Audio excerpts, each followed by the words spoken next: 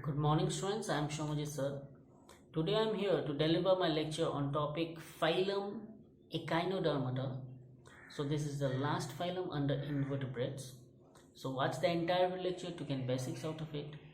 So without any delay, let's start with the topic Phylum Echinodermata. So let's start. So let's start with the topic Phylum Echinodermata. They are spiny skinned animals. You can see the picture is given, example of starfish is given. So now let's talk about the general characters. So first is the grade of organization. Alright, so they are organ system based. You can see right inside the examples are given, starfish and all. So very colorful pictures are given. Next, let's talk about the symmetry. So we can see the adults have a radial symmetry and larvae have a bilateral symmetry. So you can see the radial symmetry, that means this starfish or Phylum Echinodermata species can be divided equally in all planes. You can see the planes are given. So they are like radial symmetry, but the larvae are bilateral symmetry.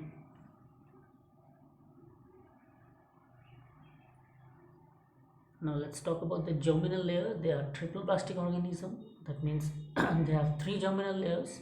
One is outer ectoderm, middle mesoderm, and inner endoderm. The examples or the diagrams are given. You can see ectoderm, mesoderm, and endoderm. Now let's talk about the coelom. They have a true coelom present in their body. That's why they are coelomate organism.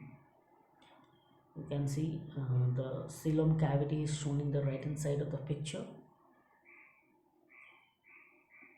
Now let's talk about the habit and habitat. They are exclusively marine organism.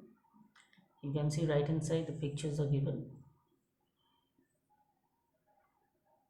And their digestive system, the digestive system is complete. That means ventral mouth and dorsal anus is there. So they have a complete digestive system that consists of a ventral mouth and dorsal anus. So you can see on top the figures are given. The starfish ventral surface, starfish dorsal surface. Alright. So in the ventral surface you can see the mouth, and the dorsal surface you have the anus. Alright.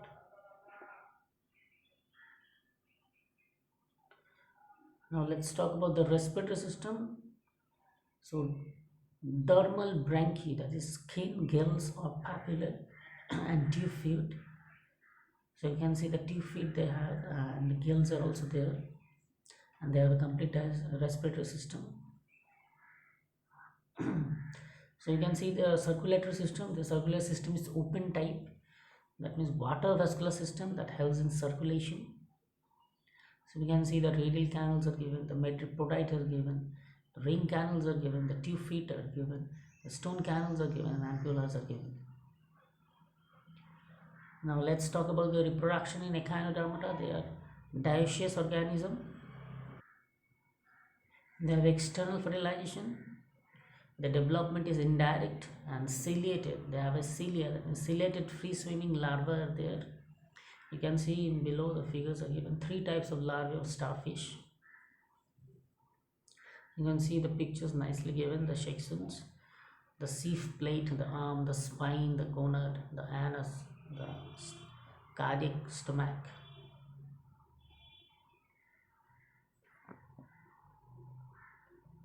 Let's talk about the unique features of Phylum Echinodermata. They have an endoskeleton of calcareous ossicles as spiny bodies. They have head is absent. They don't have a head. The water vascular system is present and excretory system is absent. Right. So they don't have head and the excretory system is absent, but they have water vascular system. All right. Few other unique features they have. Before that, let's talk about the water vascular system, that is ambulacral roots. So what is water vascular system? So in this system, seawater enters through a porous plate called medullary and reaches to the radiating canals and tube podia, and its functions are locomotion, respiration, capture and transport of food and excretion. So these water vascular system is most important characters present in phylum Echinodermata. We don't see water vascular system anywhere. We can see mostly in phylum Echinodermata, and its function is locomotion, respiration, capture, and transport of food and excretion. So you see how its system works. So first the seawater enters through the porous plate called metriprodite. You can see the metriprodite. Alright, and then reaches the radiating canals and tube feet. So these are the certain examples of phylum Echinodermata. First is Asterius, that's starfish, then Echinus, sea urchin, alright, then Cucumeria, that means sea cucumber. So here I have given the summary, that means the characters at a glance. These are the characters of phylum Echinodermata. All the characters are given in this page. So you can see they have an organ system, dreads of organization, they have a radial symmetry and bilateral larvae. They have a triploblastic organism, they have a coelomate, they are exclusively marine, their digestive system is complete, that means they have a ventral mouth and dorsal anus.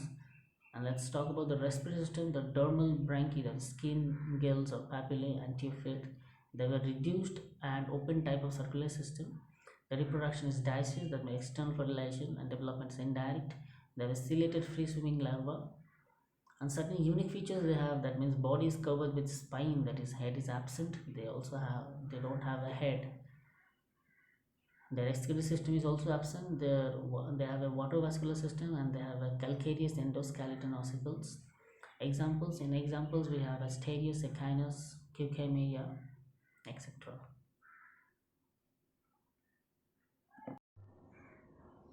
Thank you, student. This was all about the entire lecture. We have discussed about the topic phylum Echinodermata. This is under the topic invertebrates. So this is the last phylum under invertebrates. So stay at home, stay safe. I'm Shamujit sir signing off for today, and again we'll meet in the next class. Thank you, students.